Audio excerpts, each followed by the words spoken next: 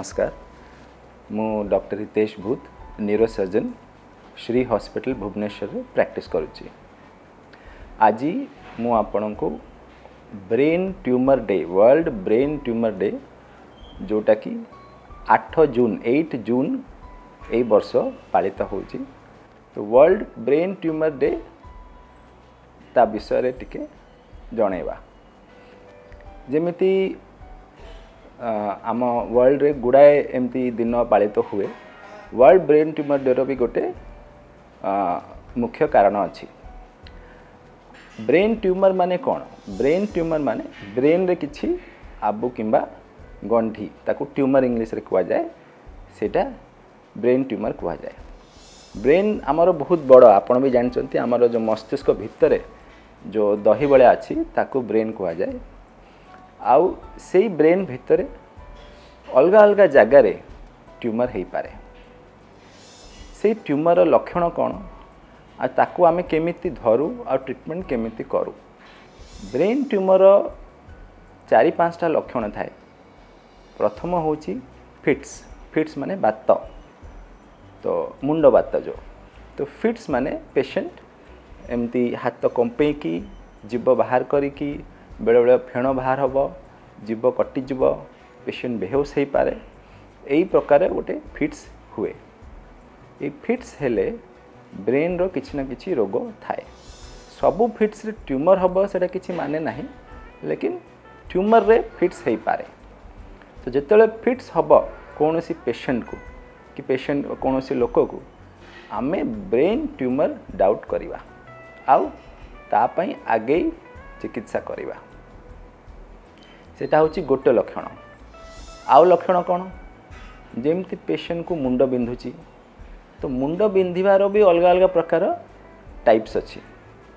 Brain tumour मुंडा brain tumour रे मुंड बिंधिबा basically हुए प्राय अधराति रे। पेशेंट कहो मोर निद भांगीगला मुंड बिंधा पे, किंबा सकाल सकाल उठू उठू ताकू भल लगे से कहो मोर मुंड बिंधुची। तो ये सबू लक्षण देखिले आमे डाउट करिबा कि ब्रेन ट्यूमर हो पारे। ता छड़ा पेशेंट को बांती होची केतेबेले, सेटा भी इम्पोर्टेंट। सबू बांती आमे ब्रेन ट्यूमर को भाबिबानी। जेतेबेले पेशेंट सकाळे उठू उठू आगे बांती कर पगला, तो ताकू कहा जाए कि आम ब्रेन ऊपर किसी प्रेशर अच्छे। आउ से प्रेशर ट्यूमर पे भी हो पारे, अलग कारण पे भी हो पारे। लेकिन आमे ब्रेन रो गोटे रोग पई चिकित्सा किंबा टेस्ट करिवा। आउ कौन हो पारे? पेशेंट को कमजोरी हो पारे। कौन कमजोरी? गोटे साइड कमजोरी हो पारे, हाथ कमजोरी हो पारे, गोटे साइड गोड़ कमजोरी हो पारे, कि हाथ झिमा हो पारे, गोड़ झिमा हो पारे। ये सबू हेले भी पेशेंट को ब्रेन ट्यूमर डाउट करा जाए। आउ एमिति विभिन्न प्रकार लक्षण अच्छी। जेमती आखि दोष हेले, आखिरे डबल डबल देखा जाउची, सेटा हेले भी ब्रेन ट्यूमर हो पारे। आउ पेशेंट रो आखि डुलाटा बाहरी पड़ी, सेटा हेले ब्रेन रो रोग हो पारे। पेशेंट रो चालिले टलटल होची, सेतले भी ब्रेन ट्यूमर हो पारे। तो एमिति गुड़ाए ट्यूमर रे अलग अलग लक्षण थाए।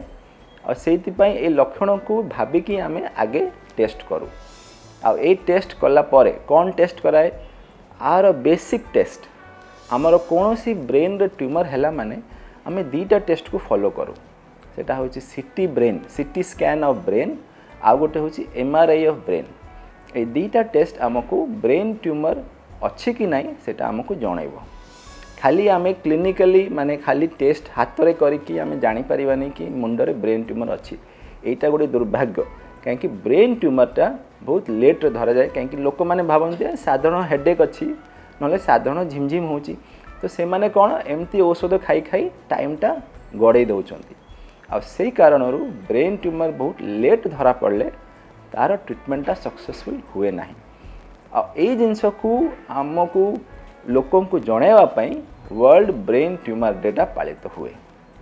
तो वर्ल्ड ब्रेन ट्यूमर डे रे आमर मुख्य उद्देश्य है कि यही सबू लक्षण थिले कौन सी न्यूरोलॉजिस्ट किंबा न्यूरोसर्जन पाखरे निश्चित जातु आउ आर ट्रीटमेंटा को करंतु। ता छड़ा इन्वेस्टिगेशन परे सबू ब्रेन ट्यूमर रे सर्जरी करिया दरकार नहीं। केते गुड़ा ब्रेन ट्यूमर मेडिसिन ट्रीटमेंट रे भी क्योर हुए। तो सेटा आमे केमती जानिबा सेटा फर्दर टेस्ट करिकी एमआरआई छड़ा आउ अन्य टेस्ट हुए जोटा करिकी आमे ब्रेन ट्यूमर टाकू ट्रीटमेंट आउ फर्दर क्योर करि पारिबा।